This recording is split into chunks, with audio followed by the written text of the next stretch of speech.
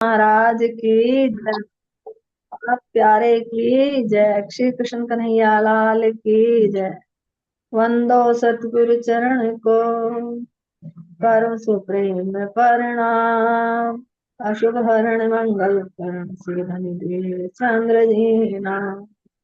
श्री प्राणनाथ तुम सत्य हो, तुमसे चलत जहान। मैं अधीन करनी नहीं, प्रणाम जी सुंदर शाह जी, प्रणाम। आपके सिद्ध चरणों में कोटि कोटि। रे हो तू कर देरी, होत अबेरी आपने देखे उरझाना।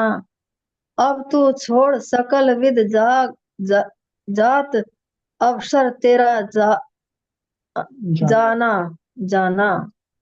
हे मेरी आत्मा, तू अपनी आत्म उन्नति की ओर और नहीं देख रही, बल्कि व्रत में ही इन लोगों में उलझी हुई है। अब देर होत जा रही है, इसलिए अपनी आत्म जागृति के लिए कुछ कर।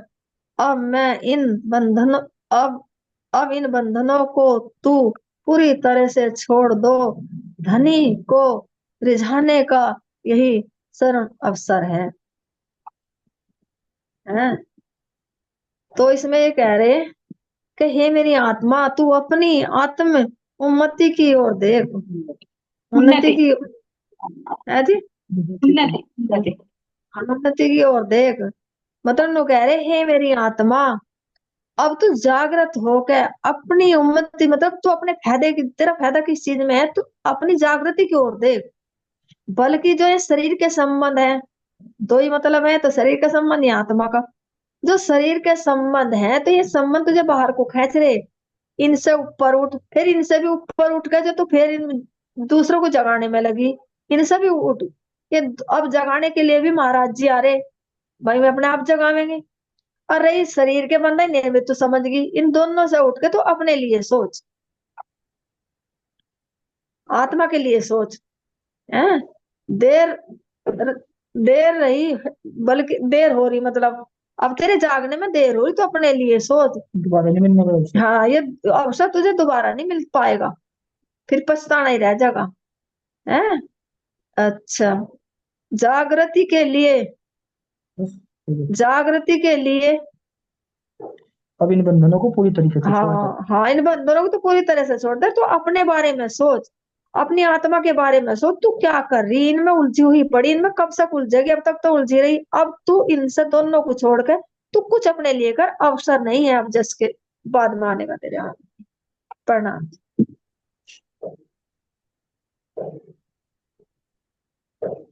कहना चाहिए मिट्टी मेरा टाइम पर। प्रणाम जी, प्रणाम। ये इसमें आंटी जी, इससे पहले वाली चौपाई में भी यही कह रखा कि जो बंधन है ना, हमारे सांसारिक बंधन है, एक आत्मिक बंधन है। इससे जो ऊपर वाली चौपाई थी ना, कि जैसे हमारे पास कुछ भी जरा सा भी ज्ञान हो। प्रणाम जी। वो दोनों चौपाई मिलती जुलती है। ए रे हो बहुत दिन बिगुते, यामे कर कर ज्ञान घुमाना। चुप कर चतुराई के लिए जात, तू न कर निंदा न बखानी। हे मेरी आत्मा, तू अपने ज्ञान के अहम में दूसरों को समझाने में उलझी रही है और इतना समय नष्ट कर रही है। अपने को बुद्धिमान मानकर तू उपदेश देती फिर रही है। अब चुपचाप शांत होकर बैठ जा, न तो किसी को निंदा कर और न किसी महिमा का बखान कर।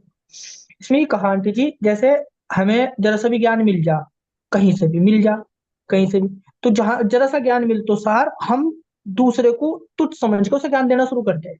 और उसकी बात नहीं सुनते, अपनी बात उस पर थोपने का शुरू करते हैं। तो अपने ज्ञान के अहंकार में भी, हम अहंकार में भी उलझ गए कि हमें, मान के चलो हमें भाई 14 लोक का ज्ञान होगा, 14 लोक से ऊपर गायत्री का ज्ञान होगा, गायत्री से ऊपर शून्य निराकार का, शून्य निराकार से ऊपर अव्यकृत का, अव्यकृत से ऊपर सबलिक, सबलिक से ऊपर ब्रज रास का, अखंड ब्रज का, अखंड रास का, ठीक है, सत्य स्वरूप का। फिर यहाँ तो मतलब कहीं ना कहीं पिढ़ जा जरा सा भी ज्ञान। अब किसी को तो यहाँ कहीं देवी देवता में, देवी देवता ज्ञान, देवी देवताओं से उलझ के हम उसे थोड़ा सा ज्ञान बता दिया 14 लोग के ऊपर का, और फिर हम अहंकार में कूद जा।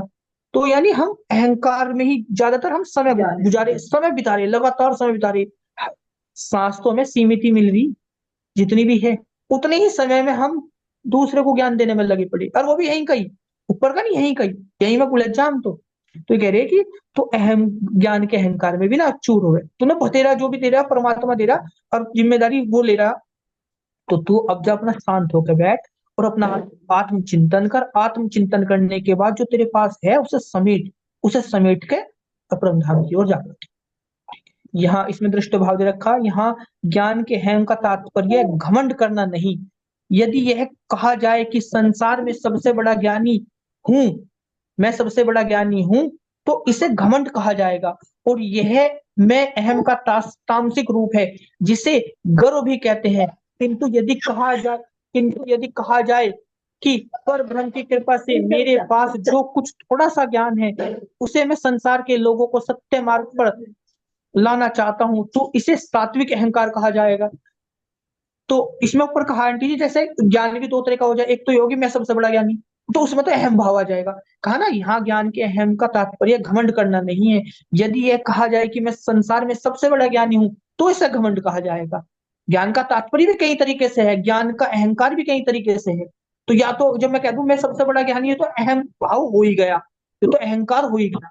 और इसके बावजूद भी कहा जाए नहीं भाई मैं ज्ञानी नहीं हूं, मैं तुम्हें दूसरे मार्ग से हटा के सन्मार्ग में लगाऊंगा, तो ये सात्विक अहंकार हो गया।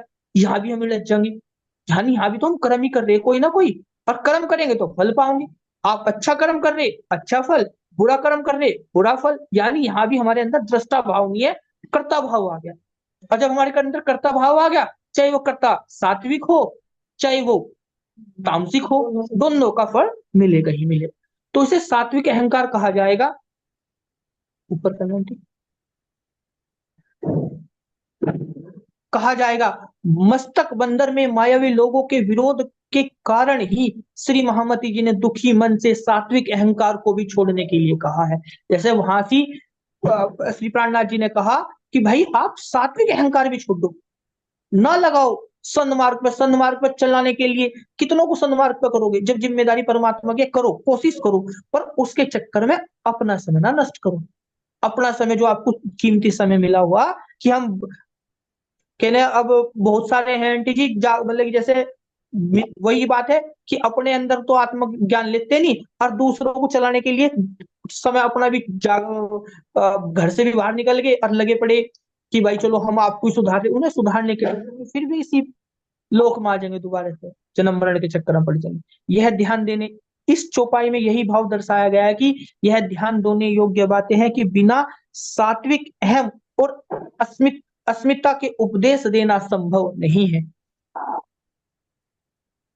इस चौपाई में यही भाव दर्शाया गया है कि यह ध्यान देने योग्य बात है कि बिना सात्विक अहम के या अस्मिता के उपदेश देना संभव नहीं है। यानी आप में सात्विक अहंकार होगा तो ही आप उपदेश दे पाओगे, और जब आप उपदेश दे पाओगे जब ही कोई सन्मार्ग पे आएगा। यानी अगर आप उपदेश भी दे रहे तो आपके अंदर सात्विक अहंकार आ गया, ये कहना चाह रहे। दोनों से बचना, अब दोनों से बचने का रास्ता तो परमात्मा के पास ही है, कहीं ना कहीं तो ले जी जाएंगे, बिल्कुल।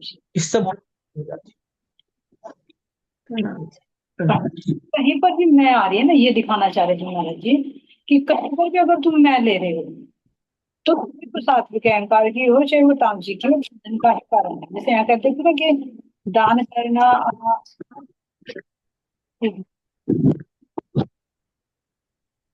कि अगर किसी का छीनना गुनाह है तो दान देना भी बंधन का कारण है। क्यों? क्योंकि ज्यादा बंधन दान करोगे तो फिर वो वापस लेना पड़ेगा, है तो उसके अंदर भी अहंकार सात्विक है। इसी तरह से यहाँ पर चाहे देह का भाव हो चाहे आत्मिक, सात्विक अहंकार हो चाहे तामसिक अहंकार, तो इसमें हर दोनों में बंधन है। लेकिन ध्यान देना कि जब राज्य महाराज जी किसी तन से कोई लीला कराना चाहते हैं, उससे पहले उस आत्मा को अपना अहम भाव, जो कह रहे हैं कि आत्मा का भाव भी धनी को समर्पित करना पड़ता है, फिर धनी का हुक्म कार्य। नहीं तो इंद्रावती जी कह रही कि ये काम हम धनी को भी कह सकते हैं, जैसे ज्ञानी का प्रेमी या तो प्रेमी हो सकते, ज्ञानी हो सकते, तो नहीं हो सकते। लेकिन इंद्रावती कह रही कि मैं ज्ञानी भी हूँ और प्रेमी भी हूँ, तो वो कैसे? वो धनी का हुक्म कार्य करना है। अगर किसी के मेरे अंदर ये है कि भाई किसी अहंकार के कारण या किसी लोभ लालच के कारण, मान के सम्मान के कारण, अगर किसी को उपदेश देने के लिए निकल पड़ी हूँ घर से, ये घर में भी रह कर रही हूँ, ये नहीं सुनना साजी बहाने पर भी लागू होती चुप, उसके पीछे अगर स्वार्थ है तो उसके अंदर कहीं ना कहीं पीछे मैं हूं। लेकिन अगर निस्वार्थ है तो फिर भी धनी के अंदर से प्रेरणा हो रही, ना चाहते हुए भी हो रहा है, तो वहां धनी का हो। लेकिन उसमें भी फिर इंदिरावती ने आपको समझाने के आपको एक माध्यम बनाकर हमें समझाओगे कि इसमें भी तुम अलग करो, कि मैं नहीं करी वो धनी, ये माध्यम है सब। ठीक है राधिका जी, आप कुछ कहना चाह रहे हो क्या? हैंड रेज है आपका। नहीं आंटी जी प्रणाम जी, आपने बोल रखा ना कि हैंड रेज करके रखा करो, इसलिए मैं पहले कर देती हूँ एडवांस में। वो तो ध्यान दें, पहले के साथ कोई खतरा बन जाएगा इसमें भी। पहले का तो कुछ बोल रहे हो जब तो चलेगा ना तब की। ठीक है आंटी। ठीक है सुनो, चलिए कभी चौपा ही ले लेते हैं, उसके बाद मीटिंग ले जाएंगे, है ना? हाँ जी आंटी। चलिए सुनो सर, पांचवी चौपाई में भी यही कह रही है यहाँ पर। यही सबद एक उठे अवनी में, नहीं कोई नहीं समाना, पहचान पियो तू अक्षरातीत, ताही से रहियो लपटाना, ताही से रहियो लपटाना। श्री महामती जी क्या कह रही हैं, हमें समझा के सुनो सर। जैसे अभी कहा कि अपने आप को समझा रही है कि तू अपनी कर, और मैं ना उलझी रहा कपड़े से बंदी बात कर, वो इंदिरा वो कह रही है, अपने आप को नहीं कह रही, वो हो रही है। वे उलझी हुई नहीं सुंदर सर जी, उनके द्वारा तो किसी ने भी अगर वाणी सुनी है ना, तो वो तो जागृत हो गए, वो धनी के हुक्म से कार्य करे, धनी उनके अंदर विराज है। जैसे अभी हमारे मीठी सखी जी ने कहा है कि जब हम अपने आप तो जागृत नहीं हुए सुंदर सर जी, सबसे पहले जागृति का भाव समझने की, जागृति कहते किसी, जब मैं दृष्टा भाव में आ जाऊं, क्योंकि आत्मा दृष्टा है, जीव कर्ता। तो जब मैं इस देह भाव से, इस जीव भाव से अलग हटकर आत्म भाव में स्थिर हो जाऊं, अपने निज स्वरूप को देख लूं, अपने धाम धनी को देख लूं, और वह पूर्ण जागरूक, फिर वो काम नहीं करता। फिर धनी का हुक्म उसको मार देगा, उस तन से कार्य नहीं। जैसे कह रहे कि मैं तो अपना आपा दे रही, तुम ही राखो पी, और बल दे आप खड़ी कर छुपा रहे अपने जीव। किसी में भी देख लो प्रसाद जी, रामचंद्र महाराज जी को देख लो, चाहे धनी जी को देख लो, तभी भी बाजी लगा दी। जब दरवाजे पर मृत्यु खड़ी रही ना, तब धनी ने बल देकर खड़ी की। तो तब फिर काम करने वाला कौन? फिर कोई रूह काम करने वाले नहीं, कोई जीव कार्य करने वाला, कोई तन कार्य करने वाला नहीं। उस तन के माध्यम से धनी लेना वो है, सुंदर जागने का हुक्म है। लेकिन जो अगर हम उस स्थिति में नहीं पहुंचे, वो तो बहुत ऊंची स्थिति सुंदर साथ जी, अगर हम एक एक स्टेप पर भी आ जाए, वो कौन सा स्टेप है कि मैं कर्ता से दृष्टा भाव में आ जाऊं, ये खेल मुझे खेल लगने लगे। ये जो मेरी आत्मा, मेरी सूरता जो जीव पर बैठकर जीव भाव को प्राप्त हो गई है, जब तक वो उल्टी नहीं होती, जीव के अंदर भी आत्म भाव नहीं आता, जो कह रहे कि जी आत्मा तन मन जीव न्योछावर कि मैंने तन भी मन भी और जीव भी तुम्हारे पर न्योछावर कर दिया। तो जब तक तन मन जीव सब कुछ न्योछावर नहीं करते, यानी जीव के अंदर भी आत्म भाव नहीं होता, जीव टलोशी आता। पहले आत्मा जीव के विकारों से ग्रसित हो गई थी, लेकिन उसके बाद जब उल्टा होता है तो उलट या को पीट दे, है ना, उलटती है, पीट देती है, यानी वो जीव भी आत्म भाव आ जाता है, उसके अंदर भी आत्मा कामना का भाव आ जाता है, और फिर वो इसको दृष्टा भाव से देखती है, तो वो जागृति का प्रथम स्टेप है। तो तब भी एक मैं है, लेकिन अगर धनी का हुक्म इतना भी करा रहा है तो उसमें भी अपनी मैं नहीं होनी चाहिए।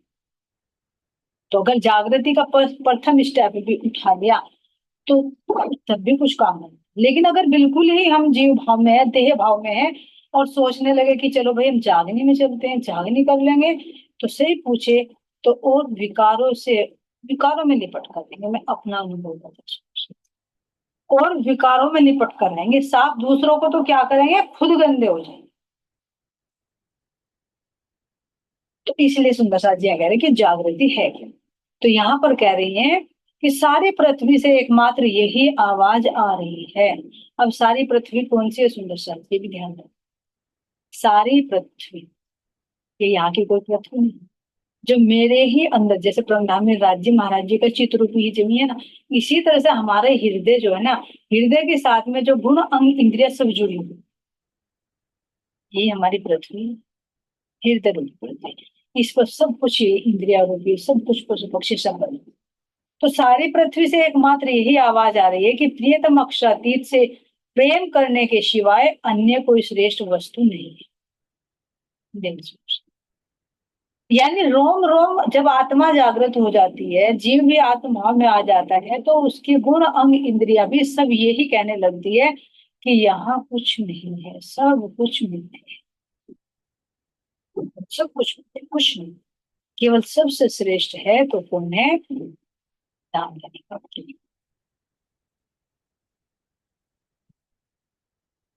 इस बड़ा सबन में ना कोई इश्क समान, एक तेरे इश्क बिना उड़ गई सब चुस, चाहे वो पिंड में हो और चाहे वो ब्रह्म। सारी पृथ्वी, यानी सारी पृथ्वी का मतलब जो पूरा ही चीज है, तो हर एक चीज यही कहती है कि ये सब कुछ मिले। पेड़ों को देखो, पौधों को देखो, जीव जंतुओं को देखो, किसी भी चीज पर दृष्टि डालो, सब चीज यही दिखा रही है कि हम तो सब कुछ मिटने वाले हैं, नष्ट वाले, बस समझने वाला चाहिए, दृष्टि चाहिए। तो केवल क्या है एक श्रेष्ठ वस्तु, परमात्मा का प्रेम। इसलिए अपने प्राण वल्लभ अक्षातीत को पहचान लो और उनके प्रेम में, अक्षातीत के प्रेम में डूब जाओ। बहुत गहरी चौपाई है सुंदर सा, जो अभी पीछे भी कहा कि हम समय बर्बाद कर रहे हैं। अब ये देखिए सुंदर सा जी, विचार कीजिए,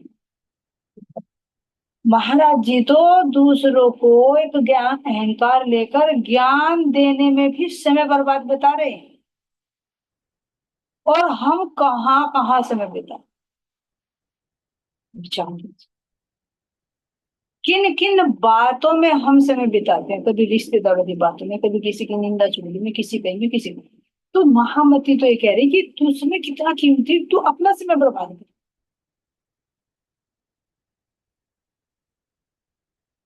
तो यही मान इसमें कहना चाह रहे हैं कि केवल ज्ञान ज्ञान में नहीं, अपने धन से कुछ एकांत में नहीं।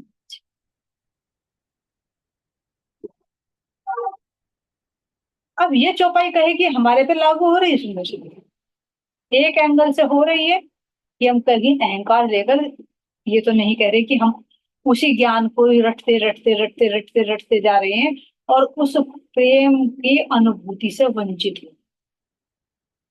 बार बार कहा जाता है, चितवनी में भी कहा जाता है कि एकांत में भी उतरकर धनी से एकांत के वार्तालाप आवश्यक, प्रेम की अनुभूति आवश्यक। ज्ञान को भी एक बार छोड़ना पड़ेगा,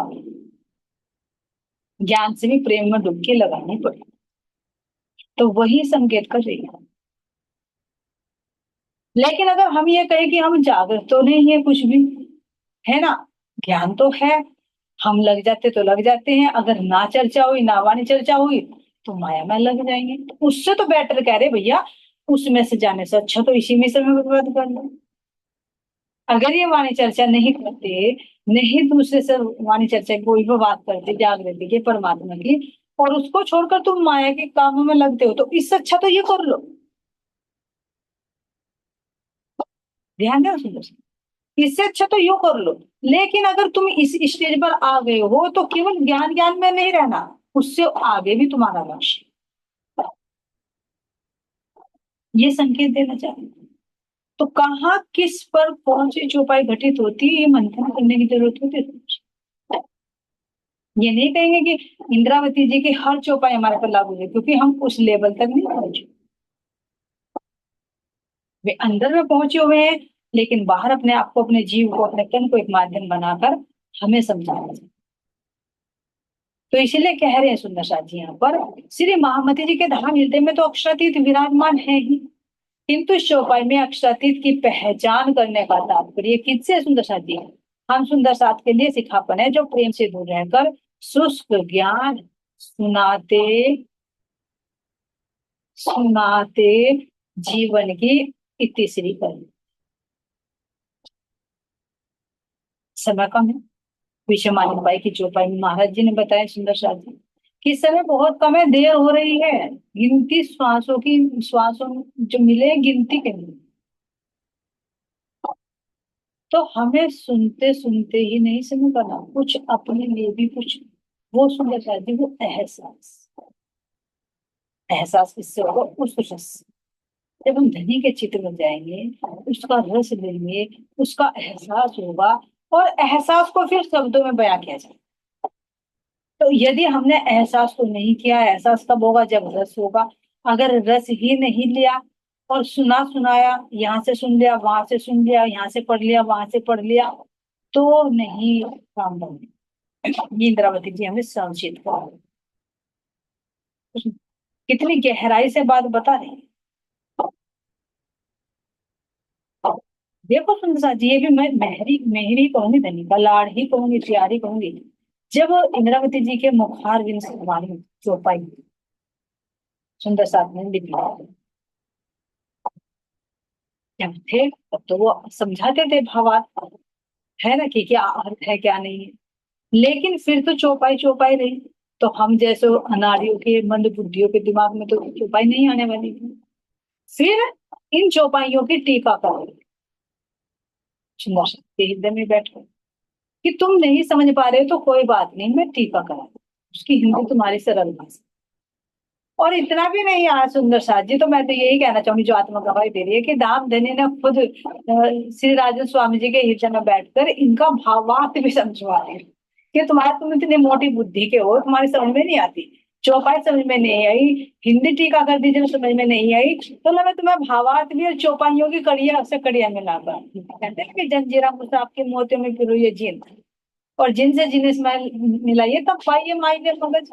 तो हम जिनस से जिनस, चौपाई से चौपाई भी नहीं मिला पाते, तो चौपाई भी मिला मिला कर, कि देखो वहां की चौपाई यहाँ कैसे घटित हो रही है, यहाँ की चौपाई वहां कैसे घटित हो रही है।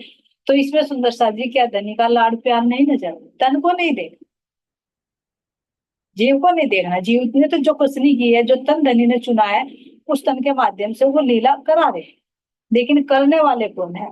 दाम। तो क्या दाम धनी का लाड़ प्यार नहीं? देखो हर हर उसमें मेल दे। लेकिन सुंदर साथ जी, अगर यदि फिर भी नाम समझे, धनी यही कहेंगे कि भैया इसके अलावा तो फिर मैं भी कुछ नहीं कर सकता, है ना। तो ये सुंदर साथ जी चौपाइयों का जो भाव बता रहे हैं, इसीलिए एक एक चौपाई में गहराई से बता रहे हैं कि कहीं भी तुम अटक ना जाओ। कभी तुम ज्ञान ज्ञान में ही अटक कर और बस कहते रहो कि हम तो सुना रहे हैं, सुना रहे हैं, सुना रहे हैं, और परमधाम पहुंच जाएंगे, नहीं, इसके आगे भी मंजिल है, तुम्हें एकांत में भी उतरना पड़ेगा, और उतर कर दिखाए सुंदर साथ जी इंद्रावती सखी ने। देखो विक्रम संवत शायद 1748 में वाणी उतरनी बंद हो गई, उसके बाद तो 51 तक मुखर्जी ने ध्यान ही किया ना, जो घूमती है मतलब गुम्बद जी के ऊपर ड्योरी, तो करके दिखाया ना, और फिर 1 साल तक गुम्बद जी की तो रहती नहीं मिली, अब है अभी भी, लेकिन जब तक मिलन हुआ। तो ये सुंदर साथ जी ये संकेत देना चाह रहे हैं कि हमारी उम्र कम है, फिर वही कहूंगी जो मेरे अंदर में आ रहा है, हमारी अब कितनी एज हो चुकी है देखिए, और आगे गिनती के कितनी बची है नहीं। लेकिन यदि अगर हम इसमें ये ज्ञान लेकर और इसको बाहर सोचे कि भाई मैं जागने के लिए निकल जाऊं, और अभी हमने वो काम किया नहीं, उस लेवल तक पहुंचे नहीं, तो फिर क्या हो? देर होगी। हमें जाना उधर को है और रूट इधर का है। इंद्रावती हम जैसे मूर्खों को समझा रही है कि अब तुम देर ना करो, अपने लिए, अपनी जागृति की तरफ फोकस करो, अपनी आत्मा की उन्नति पे ध्यान दो। पिछली चौपाई में ध्यान देना सुंदर सा जी, आत्मा की उन्नति, एक एक शब्द विचार करना। आत्मा की उन्नति क्या है यहाँ पर, आत्मिक उन्नति की ओर। यानी जैसे यहाँ पर कह देते कि भैया मैंने इतना काम कर लिया, इतना पैसा कमा लिया, इतना मकान बना लिया, इतने प्लॉट ले लिए, इतने आभूषण है मेरे पास में, सब कुछ देखते हैं कि यहाँ पर उन्नति। लेकिन आत्मा की उन्नति क्या है कि मेरी आत्मा के कौन कौन से अंग जागृत हुए, मेरे अंदर कितना आत्मिक भाव आया है, मैंने अपने धनी से कितना प्यार किया है, कितनी मैं अपने आप को संसार से अलग हटा पाई हूँ, ये आत्मा। ये 100% श्योर है। यदि अंत समय में भी ये इच्छा रही ना, अरे मैं जागनी कर दूं, मैं इनको तो जगा दूं, तो धनी दूसरा तन दे देंगे।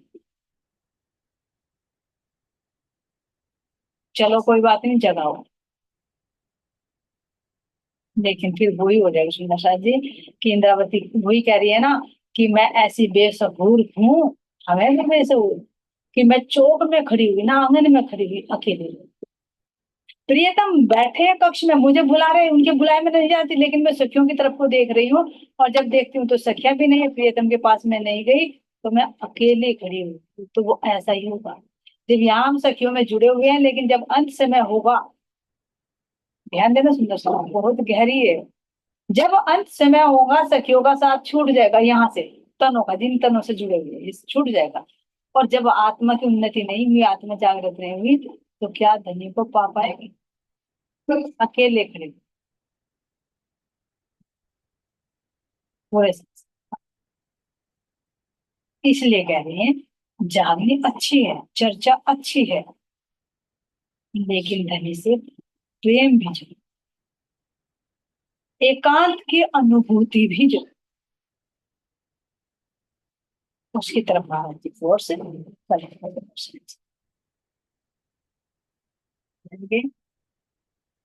एहनिस आवेश घोड़ा अंग में, फिर या दिलडा हुआ दीवाना, वाहमत प्रेमे खेले पियासो, ये मद है मस्ताना, ये मद है मस्ताना। श्री महामती जी कहते हैं कि मेरा हृदय इस संसार से हट चुका है, ध्यान देना सुनो, हट चुका है, इंद्रावती जी का तो हट चुका है, लेकिन हमारा हटाने के लिए क्या है, क्या उनके बाद इंद्रावती जी के भी हृदय में आया है कि मैं जागनी करूं, जागनी यात्रा पर निकलूं, समय था, हर एक सुंदर साथ को समय दिया गया जागने का, ऐसा नहीं कि नहीं दिया गया, लेकिन जितना समय जागने का दिया गया है, फिर अपने लिए कितना दिया गया, अपनी अनुभूति के लिए, उस पर नहीं है। परसों की जो हमारी चर्चा सुंदर सा जी चली थी ना, उसी के ऊपर सारी चौपाइयां आ रही, शायद महाराज जी बहुत कुछ संकेत देना चाहिए। तो कह रहे हैं यहाँ पर मेरा तो संसार से हट गया है, और प्रियतम के प्रेम का आवेश आ गया है। तो आगे ना पीछे चौपाई, इंद्रावती जी के अंदर तो आ गया प्रेम का आवेश, लेकिन हमारे अंदर कैसा भी ज्ञान का आवेश। तो इंद्रावती जी कह रही ज्ञान के आवेश से काम नहीं चलेगा, प्रेम में भी उतारना, क्योंकि धनी का प्रेम सर्वोपरि, इश्क बड़ा रे सबन में ना कोई इश्क से, बार बार कह रही ज्ञान, कोई कह रहा ज्ञान बड़ा, कोई कहता है ध्यान बड़ा, कोई कहता है जाप बड़ा, कोई कहता है दान बड़ा, वो सबको बड़ा बताया, लेकिन कह रही है कि इश्क बड़ा रहे, तो वो धनी का इश्क है। तो इंद्रावती जी के अंदर वो प्रेम का आवेश आ चुका है, कह रहे हैं जिससे मेरी आत्मा धनी के प्रेम में जागनी रास खेल रही है। इंद्रावती जी तो खेल रही, जाग कर खेल रही धनी, जो अपने हिस्से का कार्य उन्होंने कर लिया, और करके कह रही कि आके हाथ हुक्म लिया जो दिया था मोहम्मद के सिर पर,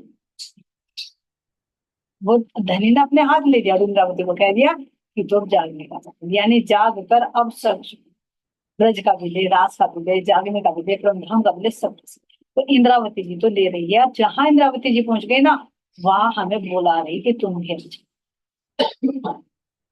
एक तीन स्टेप है सुनिए, जैसे तीन खेल बने ना ब्रज राजा में, ऐसे तीन स्टेप है यहाँ। एक तो अज्ञानता का कारण है, दूसरा ज्ञान से जागृति, और तीसरा आत्म दृष्टि। पहले जीव स्थिति, फिर कहे ईश्वर सृष्टि, और फिर है ब्रह्म सृष्टि।